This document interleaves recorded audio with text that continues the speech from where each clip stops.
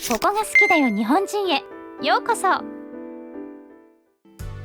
カップルで行くデートスポットといえばどういった場所を思い浮かべるでしょうか。遊園地で一日中遊んだり、繁華街でウィンドウショッピングをしたり、美しい夜景を見ながら美味しい食事を食べたり、日本人にとっても外国人にとっても愛し合う2人でデートをする時間はかけがえのない時間になりますよね。しかし外国人にとってはデートスポットになっていなくても、日本人にとってはデートで利用する場所があるんです。今回はそんな外国人にとってはありえない日本のデートスポットについてお伝えします。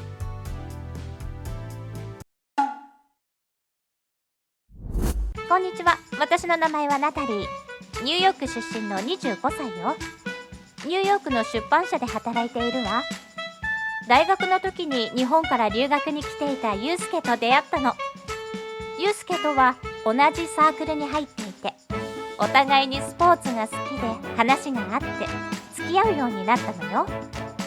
ユうスケは日本に戻ってしまったけど、今でも遠距離恋愛を続けているわ。大学時代はユうスケがニューヨークに来てくれたけど、お互い就職してからは忙しくなってなかなか会うことができなかった。去年お互いの長期休みを取ることができたの。私はこのタイミングで日本へ行くことに決めてユうスケに伝えたら、とても喜んでくれてね。初めてユうスケと日本でデートをすることにしたのよ。どこに行こうか悩んでいたら、ユうスケが地元の北海道を案内したいと提案してくれたの。北海道には広大な自然や観光地がたくさんあって、ラーメンやじゃがバター、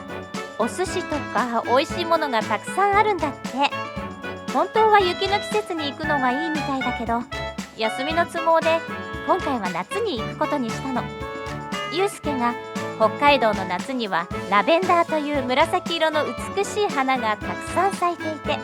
とても綺麗なんだよって教えてくれたわ。北海道旅行で久しぶりにユうスケに会えるし、ラベンダーという花を見ることも美味しいものを食べることもとても楽しみにしていたの。楽しみにしていた北海道旅行当日、北海道の空港に着くとユうスケが車で迎えに来てくれたの。ニューヨークにいる時、ユうスケが車を運転しているところを見たことがなかったから驚いていたら、北海道はとても広いし、電車やバスの本数も限られているから車が必需品なんだって言われたわ。私は日本車に乗るのは初めて。やっぱり右ハンドル左車線なのね。ニューヨークとは逆だから景色が違って見えて、私には運転は難しそうだと思ったわ。車に乗っていると両端に田んぼが見えてきて、青々とした緑色が美しくて日本にやってきたんだと感じたわ。車窓からの眺めが楽しくて、日本へ来れたこと、ユうスケと久しぶりにデートをできることが嬉しくてワクワクしていたんだけど、飛行機での食事をあまり食べられなかったこともあってお腹がとても空いてきたの。するとユうスケにランチはこの先にあるサービスエリアで食べよう、それからお土産を買ったり少しゆっくりしよう、おすすめを教えるよと言われて衝撃を受けたのよ。だってサービスエリアって高速道路の途中にあるトイレ休憩をする場所でしょ。アメリカの高速道路にはそもそもサービスエリアの数が少ないんだけど、あってもトイレ以外で利用することなんてほとんどないわ。確かにお土産屋やレストランがあるサービスエリアもあるけど、お土産の種類は少ないし、ハンバーガーやチキン、干からびたピザやフライドポテトのようなファーストフードぐらいしか売ってないの。あとは自動販売機が少しあるくらいかしら。サービスエリアで食事をするのはよっぽど時間がない時とか小腹が空いてつまむぐらいね。デートでサービスエリアを利用するなんて今まで聞いたことなかったのよ。それに北海道には美味しいものがたくさんあるじゃない。私は事前にパンフレットを見た時に書いてあったジンギスカンという羊肉を北海道独自のソースで味付けされた料理を食べたかったの。私は羊肉が大好きだから、ぜぜひ食べてみたいと思っていたのよ。だからユうスケにせっかく北海道に来たからジンギスカンのレストランに行きたいなと伝えたのよ。そしたらじゃあサービスエリアで食べればいいよって。サービスエリアの料理なんてとても期待できないから、ユうスケは私と一緒に美味しい食事を食べたいと思っていないってことよね。案内してくれるって言っていたから期待していたのに、数少ないお土産を見てファーストフードを食べるくらいしかできないサービスエリアでゆっくりしようなんて何も考えてくれていないってことよね。そう思うとショックだったし、日本に来たところだったけど帰りたくなったほど悲しくなってしまったわ。さっきまでお腹が空いていたはずなのに、どんどん食欲がなくなっていくのを感じたの。着いたよとユうスケに言われて窓の外を見ると、信じられない光景が目の前に広がったわ。色とりどりの文字や絵が描かれた看板を掲げた屋台がたくさん並んでいて、お祭りでもやっているのかと思ったのよ。その先には大きな建物があって、その中に入ると見たことのないほど山積みにされた大量の北海道のお菓子やキーホルダーなどのお土産品、ウェットティッシュなどの日用品まで売っていたわ。その隣にはフードコートがあって、味噌ラーメンや豚丼、うどん、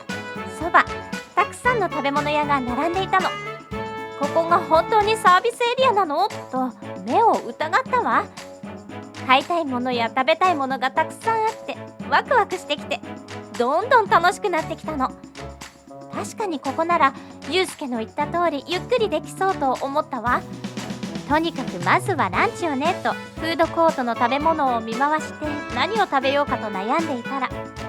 ナタリーとユうスケの呼ぶ声が聞こえたの。そっちを見るとフードコートの先に本格的なレストランが何個かあるみたいで、その一つになんとジンギスカンのレストランがあったのよ。このレストランで楽しみにしていたジンギスカンを食べることにしたの。ジンギスカンはたくさんのもやしやキャベツとともに一人用の鉄板に乗せられて私たちの机に運ばれてきたわ。ジューといういい音とソースと羊肉のいい匂いがしてきて、一口食べるとお肉はすごく柔らかくて中から肉汁がジュワーっと出てきたのよ。甘辛いソースと羊肉のうまみが口いっぱいに広がって最高。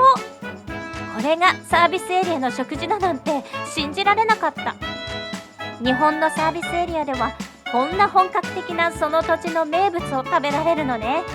夢中で食べているとユうスケがここのジンギスカン前食べた時美味しかったんだ、ナタリー羊肉が好きだからランチはここにしようと思ってたんだって言われたわ。ユうスケが私のためにここに連れてきてくれたんだって分かって天にも昇るような気持ちになったの。初めはデートでサービスエリアに来るなんて最悪だと思ったけど、こんなに美味しいものが食べられるならサービスエリアで食事するのも悪くないわね。食べ終わったらお土産を見たり屋台をうろうろしたり、とても楽しい時間を過ごすことができたわ。お土産の数が本当に多いし、どれも北海道で有名なものばかりらしくて、どれを買おうかすごく悩んでしまったのよ。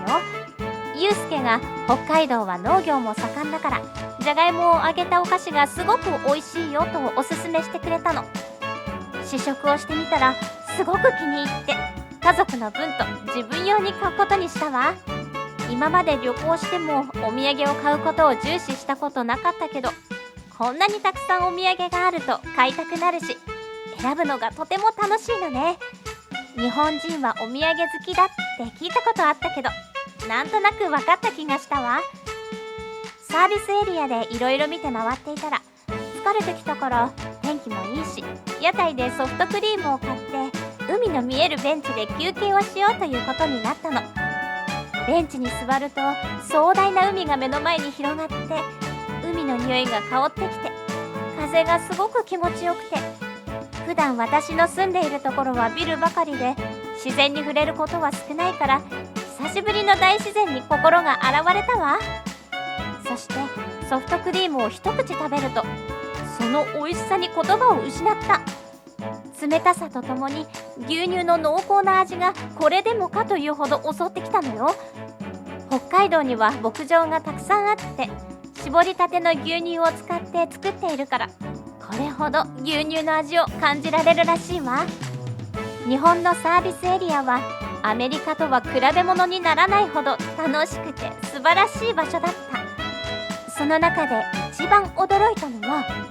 温泉よ。ゆうすけに水着を持ってくるように言われたから、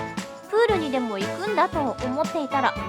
なぜかサービスエリアで持っていくように言われたの。理解できなかったけど、水着を持ってゆうすけについていくと、なんとサービスエリアの中に水着で入れる温泉まであったの。ここの温泉は美人の湯といって、肌がツルツルスベスベになるんだって。みんな楽しそうに入っている姿を見て、私もぜひ入りたいと思ったの。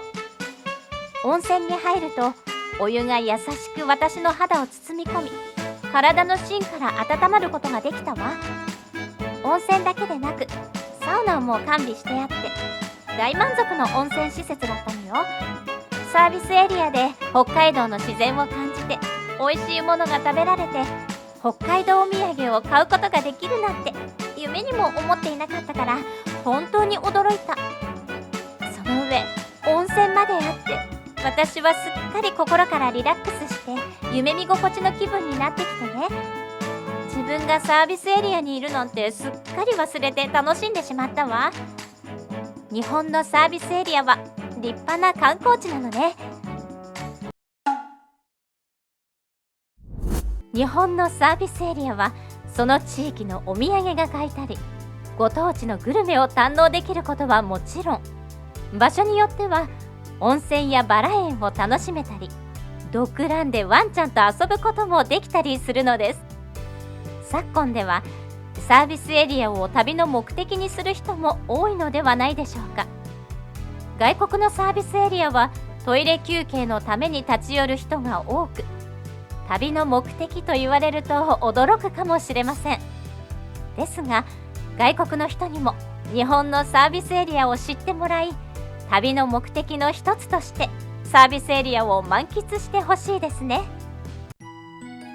最後までご視聴いただきましてありがとうございました。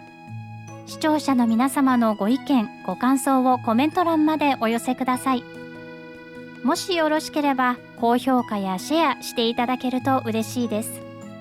それではまた次回の動画をお楽しみに。